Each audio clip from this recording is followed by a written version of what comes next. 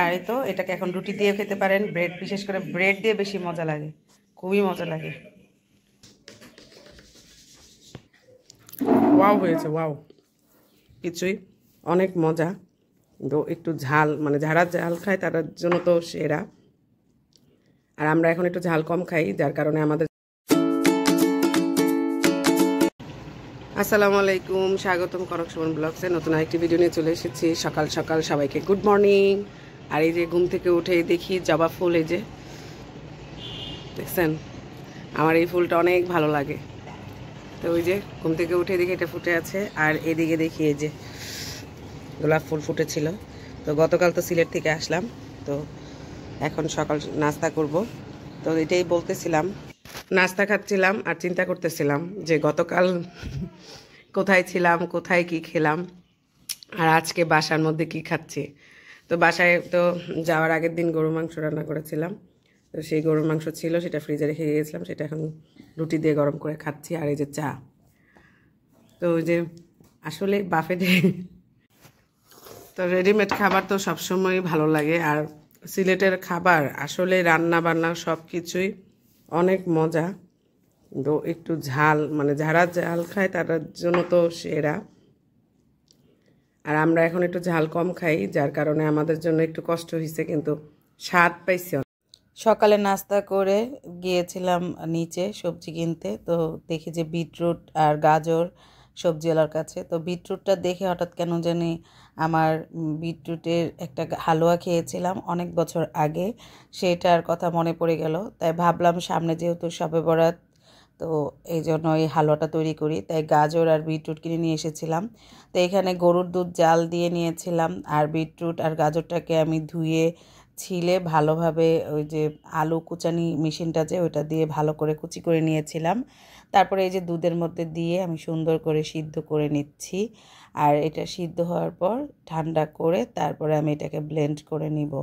তো ওই তো এটা সিদ্ধ হোক। আর আমি আজকে দুই রকমের হালুয়া করব, একটা হলো বিটরুট দিয়ে গাজরের হালুয়া, আর একটা হলো বুটের ডালের হালুয়া। আমার বাসায় বুটের ডালটা ছিল, আর গাজরের হালুয়াটা তো বললামই যে সবজি কিনতে যে হঠাৎ করে মনে হলো। ভিডিওটা হয়তো শবে বরাতের পরেই আপনাদের সাথে শেয়ার করছি, কিন্তু আমি কিন্তু এই হালুয়াগুলো শবে বরাতের উদ্দেশ্য করে করিনি। আমার হঠাৎ করে কেন জানি বিটরুটটা দেখে হালুয়ার কথা মনে পড়লো, আর বুটের ডাল ছিল সেই জন্য, আর বুটের ডালটা আমি খুব পছন্দ করি সেজন্য। তো এই তো আমি এগুলো তৈরি করছিলাম। আর বিটরুটের হালুয়ার কথা যেটা বলেছি, এটা আমি খেয়েছিলাম প্রায় 17-18 বছর আগে, আমার বোনের শাশুড়ি করে খাওয়িয়েছিল। উনি এখন আর পৃথিবীতে নেই, আল্লাহ ওনাকে বেহেশত নসিব করুক। কিন্তু উনি যখন করে খাওয়াইছিল তখন হালকা পাতলা যা দেখেছি সেইটা, পাশাপাশি আমি আমার মনের মতো আইডিয়া করে আজকে তো এখানে হালুয়াটা তৈরি করে আমি এলাচি, দারচিনি আর তেজপাতা দিয়ে দিয়েছি। এরপর আমি যে গাজর আর বিটরুটটা আমি ব্লেন্ড করে নিয়েছি সেটা দিয়ে দিব। এই যে এটা দিয়ে দিব, আমি গরুর দুধ দিয়ে করেছি বলে মনে এরকম ঘি কি মানে তোর উঠতেছে। বিসমিল্লাহ, আমি দিয়ে দিলাম। এরপর এটার সাথে চিনি অ্যাড করব 1 কাপের মতন। কালারটা কি এসেছে, ভালোই সুন্দর একটা কালার আসছে, পেঁয়াজ পেঁয়াজ কালার, খুবই সুন্দর লাগতেছে। এমনি তো মনে হচ্ছে খেয়ে ফেলি। তো এটাকে অনবরত নাড়তে হবে, আর চুলার আঁচটা মিডিয়াম রাখলেই হবে, কারণ এখন যেহেতু চিনি দিব পানি উঠবে। যখন জাস্ট মানে ছিটে ছিটে আসবে ঘন হয়ে, তখন চুলার আঁচটা কমিয়ে দিলেই হবে। তো আমি 1 কাপ চিনি দিই, 1 কাপ দিব না, একটু কম দিব। চিনি দিয়েছি আর একটু চিমটির মতন লবণ দিয়েছি। তো দেখা যাক কি হয়।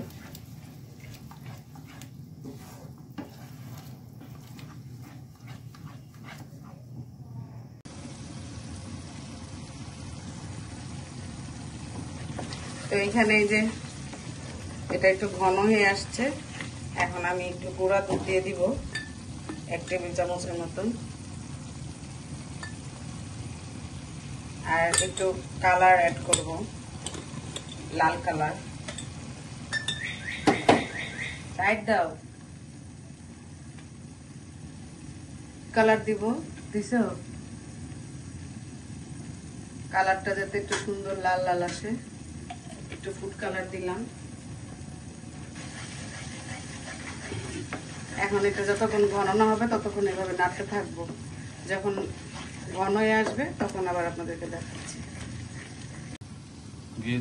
একটু ঘি দিলাম, ঘি দিয়ে এটা নাড়াবো। আপনারা চাইলে এই সময় এই যে ঘিটা দিয়ে নাড়াচাড়া করে নামিয়ে ফেলতে পারেন। এটা কিন্তু ব্রেডের সাথে মাখিয়ে খেতে সেই টেস্ট হয়, কিন্তু আমি বরফি টাইপের করব, সেই জন্য এটাকে আর একটু শক্ত করব। আমি আন্টির কাছ থেকে শিখেছি যখন, তখন আন্টি কিন্তু এরকম রাখছে, এভাবে নামাই ফেলছে। এটাকে ওনারা রুটি দিয়ে বা ব্রেড দিয়ে, আমি বিশেষ করে ব্রেড দিয়ে খাইতাম, খুবই মজা লাগতো আমার কাছে।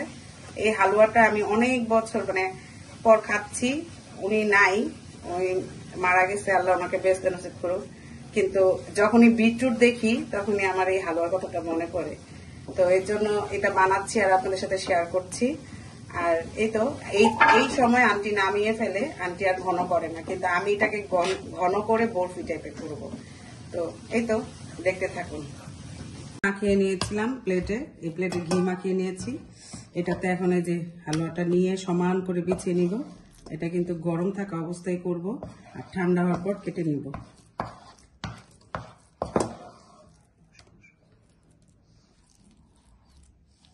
এলাচিগুলো উঠায় ফালাই দিব, একটু ঠান্ডা হোক, এখন অনেক গরম।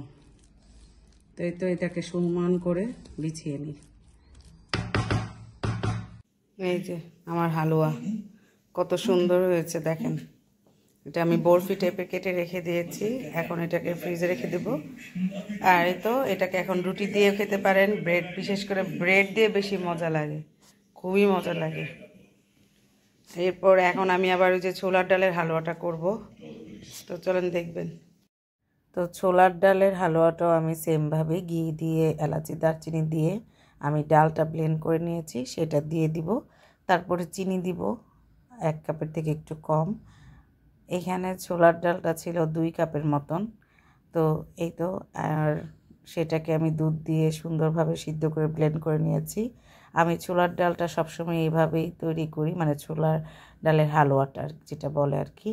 তো এই তো এটাকেও একটু ভেজে নিব যাতে কাঁচা ভাবটা চলে যায়। তারপরে আমি চিনি দিব, দিয়ে এভাবে নাড়াচাড়া করতে থাকবো। যখন চিনি তার থেকে পানি বের হবে, শুকিয়ে যাবে, তখন আবার আমি একটু হালকা গুঁড়া দুধ, ঘি দিয়ে খুব সুন্দরভাবে এটার সাথে ভালোভাবে মিক্স করে নাড়াচাড়া করে শক্ত করে তারপর নামিয়ে নিব। আর বাদাম চাইলে দিতে পারেন, আমি বাদাম দিচ্ছি না, আমি বাদাম দেই ঘিয়ে ভেজে, তারপর বাদামটা দেই। কিন্তু আমার বর বলে দিয়েছে এবার যে সে বাদাম দিলে বাদাম খাবে না, মানে এই হালুয়াগুলো খাবে না, তাই বাদাম দেওয়া হয়নি। আর এই তো হালুয়াটারও দেখলাম যে একটু হালকা কালার আসছিল বুটের ডালের হালুয়াটার, তাই একটু ফ্রুটস কালার দিলাম, ইয়েলো কালার। তো সেটা দিয়ে আমি এই যে নাড়াচাড়া করলাম, দেখেন কালারটা কত সুন্দর চলে এসেছে।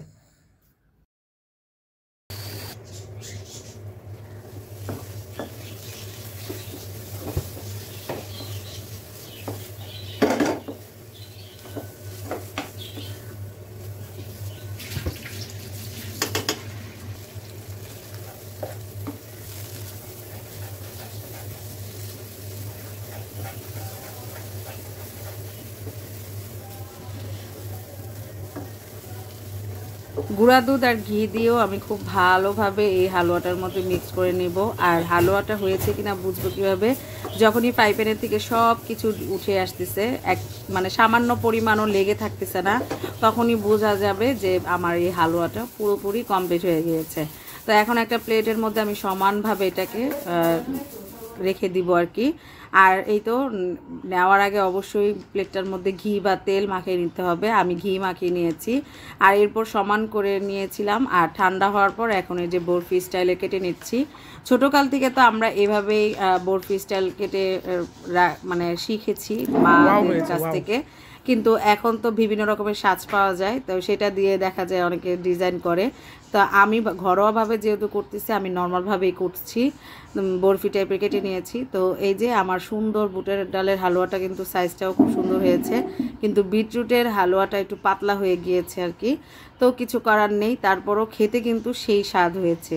তো কেমন হয়েছে আপনাদের কাছে দেখতে সেটা অবশ্যই কমেন্টস করে জানাবেন। আপনাদের সাথে তো আর আমি মানে দিতে পারছি না, খাওয়াতে পারছি না, হয়তো ভিডিওটা দেখে কেমন আছে সেটা কমেন্টস করে জানাবেন। তো সবাই ভালো থাকবেন, সুস্থ থাকবেন। আল্লাহ হাফেজ।